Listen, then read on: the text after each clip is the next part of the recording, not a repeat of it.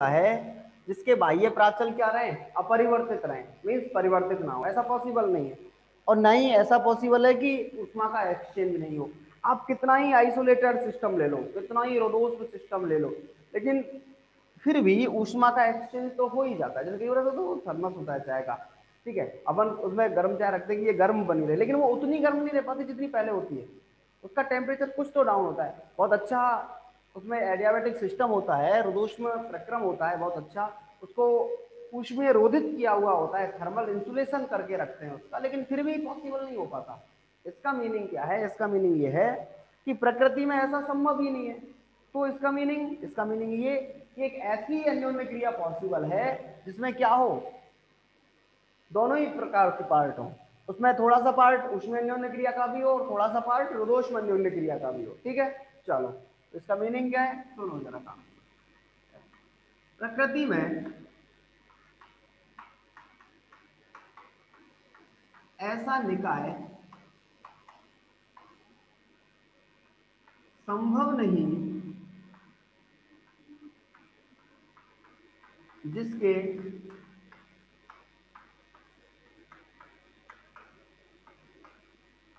बाह्य प्राचल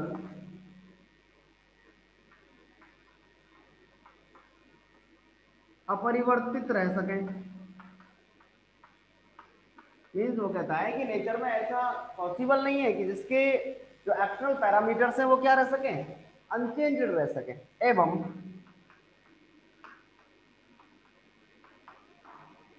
ना कोई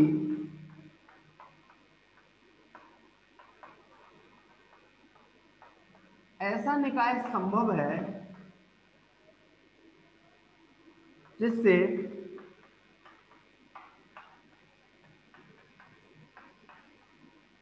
ऊष्मा का एक्सचेंज ना हो। मीन्स दोनों ही बातें हैं। वो कहता है प्रकृति में ऐसा कोई निकाय पॉसिबल नहीं है जिसके बाह्य प्राचल अपरिवर्तित रह सके, मीन्स चेंज नहीं हो, ऐसा पॉसिबल नहीं है। पैरामीटर को चेंज होना पड़ेगा। अगर पैरामीटर्स चेंज होते हैं इसका मतलब रुदोष अन्योन्य क्रिया। ना कोई ऐसा निकाय संभव है जिससे ऊष्मा का एक्सचेंज ना हो। इसका मतलब अगर ऊष्मा का एक्सचेंज होता है तो ऊष्मीय अन्योन्य क्रिया। इसका मतलब अर्थात व्यापक अन्योन्य क्रिया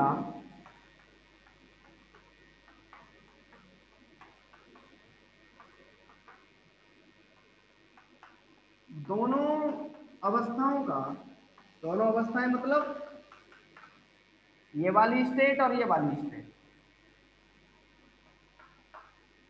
ठीक है, जिससे ऊष्मा का एक्सचेंज ना हो, मीन्स व्यापक अन्योन्य क्रिया दोनों अवस्थाओं का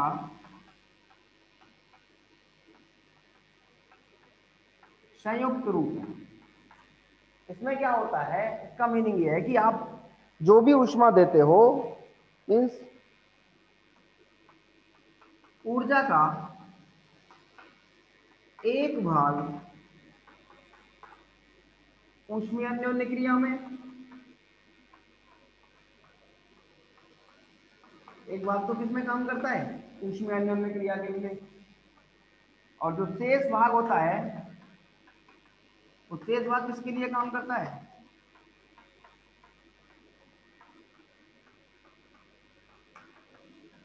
रुदोष्म अन्योन्य क्रिया के लिए। तो क्या कहता है, वो कहता है जर्नल इंटरेक्शन में कि ना तो पैरामीटर्स अनचेंज रह सकते, ना एनर्जी का एक्सचेंज नहीं हो, ऐसा पॉसिबल नहीं। इसका मतलब ऊर्जा का एक पार्ट तो ऊष्मीय अन्योन्य क्रिया करता है और एक पार्ट क्या करता है, रुदोष्म अन्योन्य क्रिया करता है। ठीक, मान लो आपने उस किसी पार्ट को ऊष्मा दी डी क्यू, डी क्यू का कुछ पार्ट तो इंटरनल एनर्जी में कन्वर्ट हो जाएगा, ठीक, और कुछ पार्ट वर्क डन में कन्वर्ट हो जाएगा। वर्क डन मीन्स रुदोष्म प्रोसेस, इंटरनल एनर्जी मीन्स ऊष्मीय प्रोसेस। तो कहता है कि D Q equal to D U plus T D V. Actually यही जो वैल्यू है, यही आगे चल के थर्मोडायनेमिक्स का फर्स्ट जो लॉ होता है उसके बारे में डिस्कस करता है। ये जो वैल्यू है ये किसके बारे में बात करती है, इसलिए ये जो जर्नल इंटरेक्शन है ये बहुत इंपॉर्टेंट सा पार्ट है जो हमें थर्मोडायनेमिक्स का जो पहला जो नियम है, फर्स्ट लॉ ऑफ थर्मोडायनेमिक्स है, उसके बारे में भी जानकारी देता है। ठीक, दो बातें हुई।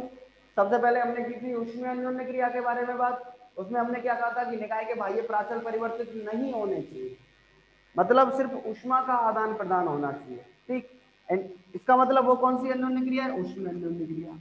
दूसरे हमने बात की थी रुद्धोष्म अन्योन्य क्रिया के बारे में। उसने क्या कहा था हमसे? उसने कहा कि निकाय के बाह्य प्राचल परिवर्तित हो लेकिन ऊष्मा का एक्सचेंज नहीं होना, ऊष्मा परिवर्तित नहीं होती। वो रुद्धोष्म है ना, रुद्धोष्म प्रक्रम होता क्या है? वो यही होता है कि इसमें एनर्जी का इंटरचेंज नहीं होना चाहिए। इसका मतलब इस पूरी प्रोसेस में इसका कुल कार्य जीरो, वहां एनर्जी का जो चेंज था वो जीरो। लेकिन ऐसा पॉसिबल नहीं है, नेचर में ऐसा कोई भी निकाय नहीं हो पाता, ऐसा पॉसिबल नहीं हो पाता। इसलिए अपन ने क्या किया, एक दोनों का एक कंपाउंड, एक कंबाइंड एक पोजीशन ले लिया, एक कंबाइंड फॉर्म ले लिया, जिसमें ऐसा हो कि आप कोई ऊर्जा दो निकाय को, वो ऊर्जा का एक भाग तो ऊष्मीय अन्योन्य क्रिया करने लग जाए और शेष भाग किसमें काम आ जाए? तो दोष्म अन्योन्य क्रिया में काम आ जाए।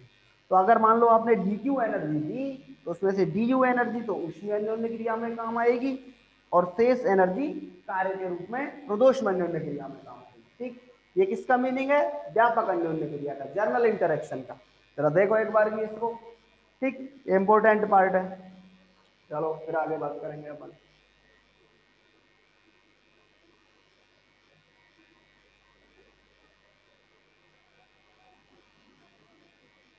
देखो जरा फटाफट से इसको।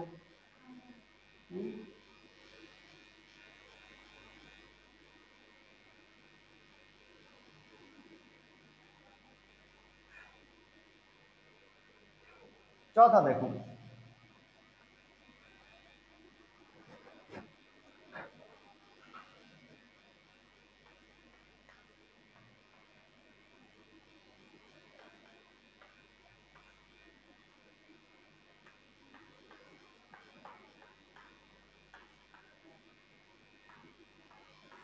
अत्यणु व्यापक अन्योन्य क्रिया, जनरल इनफाइनेशिमल इंटरेक्शन।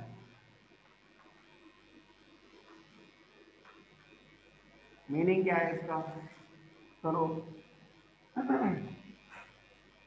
देखो, ओके, सिंपल है, व्यापक अन्योन्य क्रिया के जैसा ही है, ज्यादा कुछ अंतर नहीं है। वो सिर्फ ऐसा कहता है, यदि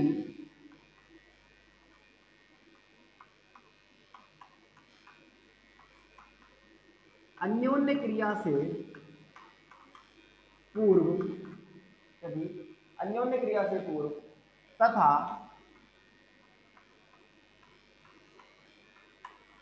अन्योन्य क्रिया के, अन्योन्य क्रिया भी कौन सी? व्यापक। कौन सी अन्योन्य क्रिया? व्यापक अन्योन्य क्रिया। यदि व्यापक अन्योन्य क्रिया से पूर्व तथा अन्योन्य क्रिया के पश्चात की स्थितियों में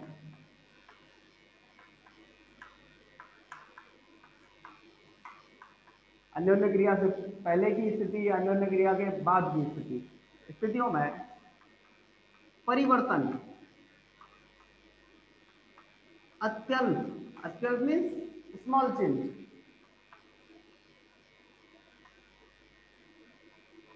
अत्यल्प हो, तो ये क्या कहलाती है? ये अत्यणु व्यापक अन्योन्य क्रिया कहलाती है। अगर ऐसा हो कि अन्योन्य क्रिया से पहले और अन्योन्य क्रिया के पश्चात की जो पोजीशंस हैं, मीन्स पोजीशंस का सीधा सा मीनिंग है उसके प्राचलों में जो परिवर्तन है वो, या फिर उसके ऊष्मा एक्सचेंज में जो चेंजमेंट है वो क्या हो? कम हो, बहुत ज्यादा चेंज नहीं हो। या तो उसके पैरामीटर्स बहुत ज्यादा परिवर्तित हो, ना उसके एनर्जी में जो एक्सचेंज है उसकी वजह से एनर्जी में या ऊष्मा में बहुत ज्यादा परिवर्तन आए। तो उस कंडीशन में अपन क्या कहेंगे? उसका परिवर्तन अगर अत्यल्प है तो वो क्या कहलाती है? अत्यणु व्यापक अन्योन्य क्रिया कहलाती है। उसको लिखने का तरीका होता है delta Q equal to delta U plus delta W. को अपन या डेल्टा से मीनिंग क्या है? स्मॉल चेंज,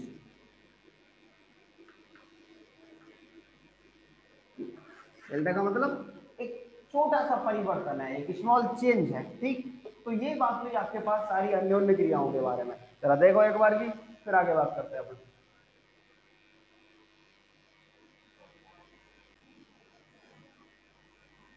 चलो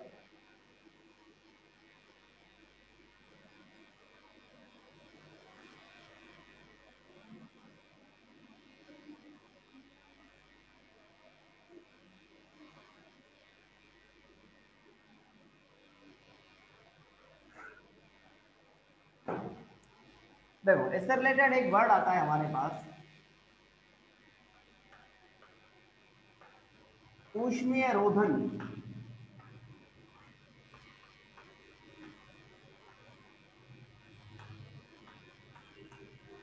थर्मल इंसुलेशन मतलब क्या है? वो कहता है अगर आपने दो निकायों के बीच में क्या कराई, अन्योन्य क्रिया कराई, यदि दो निकायों के परस्पर संयुक्त होने पर, अगर मान लो आपके पास कोई दो निकाय हैं और दोनों निकायों को क्या किया जाए, परस्पर संयुक्त किया जाए, तो दो निकायों के परस्पर संयुक्त होने पर भी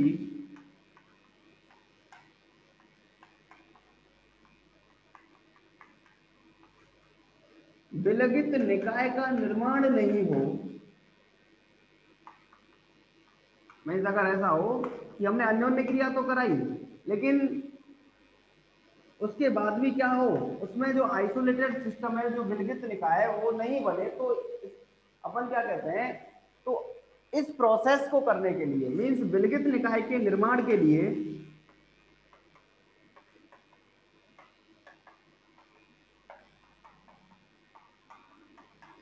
अपन क्या करें, किसी आइसोलेटेड सिस्टम का, अगर मान लो हमारे पास दो निकाय हैं, उन दोनों को हमने कंबाइंड भी किया लेकिन फिर भी क्या नहीं बना, कोई आइसोलेटेड सिस्टम नहीं बना, तो उसके लिए अपन क्या करेंगे, विलगित निकाय के निर्माण के लिए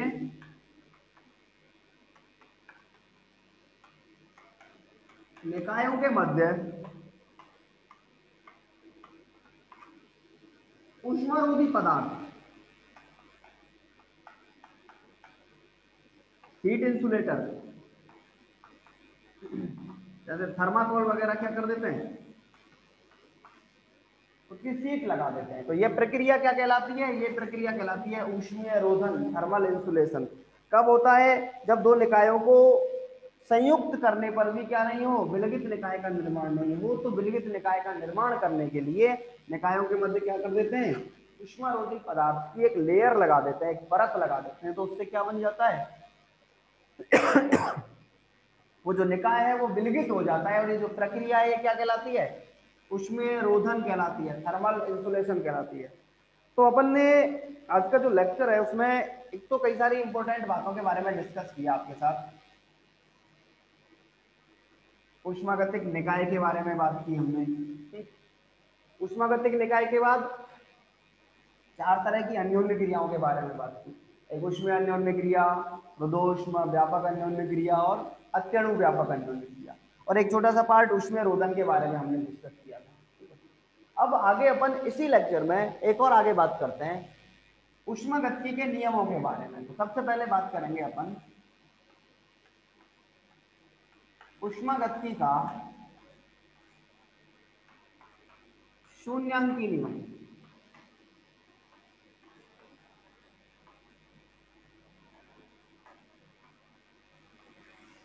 ठीक, जीरो लॉ ऑफ थर्मोडायनामिक्स क्या कहता है, सुनो।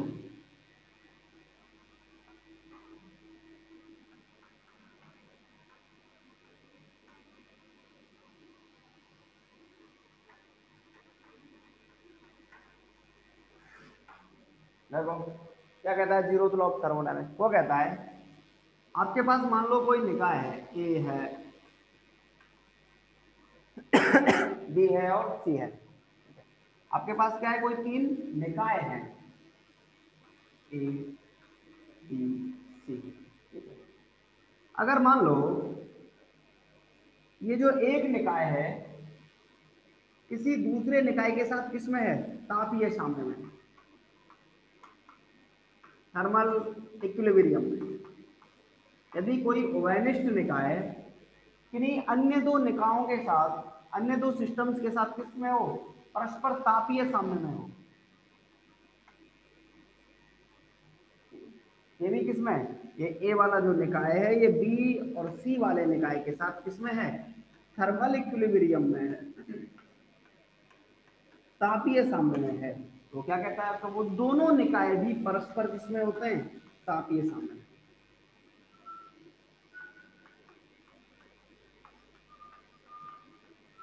मतलब क्या है, मतलब ये है, यदि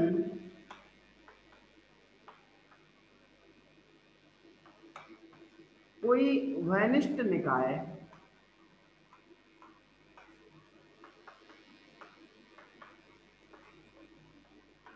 अन्य दो निकायों के साथ, अगर मान लो हमारे पास कोई क्या है, कोई कॉमन एक सिस्टम है, वो अन्य दो निकायों के साथ किसमें है,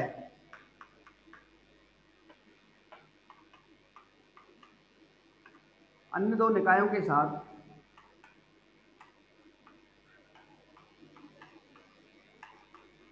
तापीय साम्य में है, तो वह दोनों निकाय भी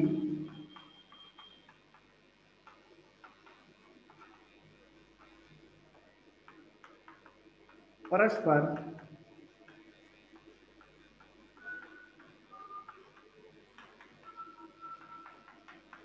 तापीय साम्य में होंगे। मतलब समझो, मतलब ये कि अगर मान लो आपके पास एक कोई क्या है, उभयनिष्ठ निकाय है, ये क्या है,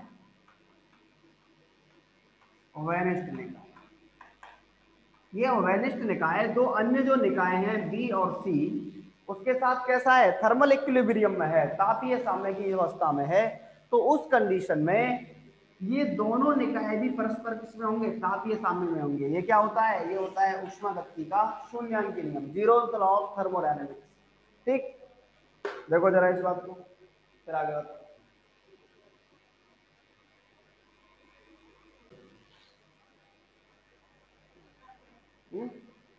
ठीक है, समझ में नहीं आया है, अरे वो क्या हुआ, सुनो दोबारा समझते हैं, चलो भाई चलो।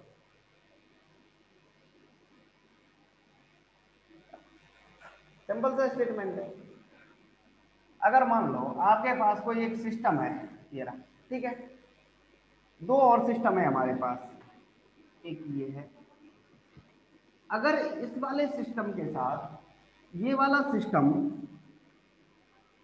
टेम्परेचर के रूप में साम्य, एक्चुअली तापीय साम्य का मीनिंग क्या है, तापीय साम्य का मीनिंग यह है कि दोनों के टेम्परेचर एक अवस्था के बाद समान हो जाएंगे, ठीक है, नहीं दोनों के टेम्परेचर इक्वल हो जाएंगे, तो वो तापीय साम्य की थर्मल इक्विलिब्रियम की अवस्था बनेगी।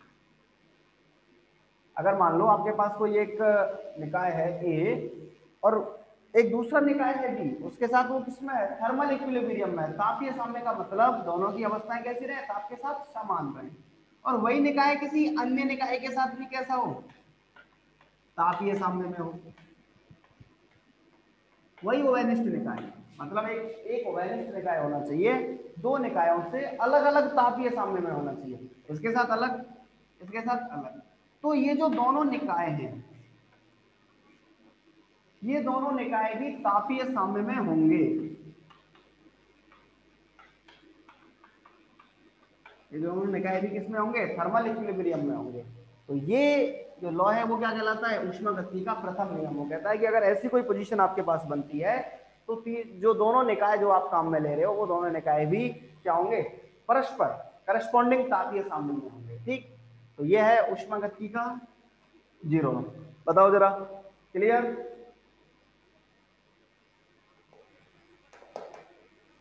बोलो, आगे बात करते हैं।